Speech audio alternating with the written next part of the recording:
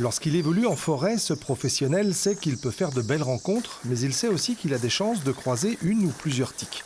Le plus gros des acariens, muni d'un rostre redoutable et assoiffé de sang. Ah, c'est une rencontre qu'il vaut mieux éviter. Après, à partir du moment où on se promène en forêt, on est quasiment sûr de récolter quelques tiques sous les vêtements. Le mieux, c'est d'avoir des vêtements longs, ce qui fait que les tiques restent sur les vêtements et non pas sur la peau. On va dire de la période du mois d'avril jusqu'au mois de novembre, voilà, il vaut mieux éviter les shorts en forêt et les bras nus en forêt, puisque là, du coup, on a des individus qui peuvent directement se fixer sur la peau. Quelques pas dans les herbes hautes ont suffi, 3 tiques sont déjà sur le pantalon, exemple avec une qui cherche le bon endroit. Et bien, elle va finir par mordre la peau pour faire ce qu'on appelle un repas sanguin.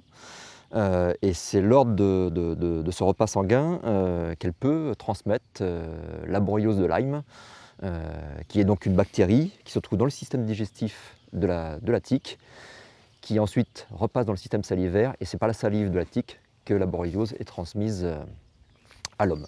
En forêt, la tique grandit en même temps que ses proies, au gré donc de ses repas sanguins.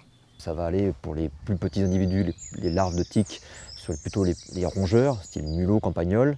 Puis ensuite, pour les nymphes, on va passer sur des animaux un petit peu plus gros, renards, lapins, lièvres. Puis ensuite, pour les plus gros individus, on va pouvoir aller sur les cerfs, les chevreuils, sangliers et l'homme.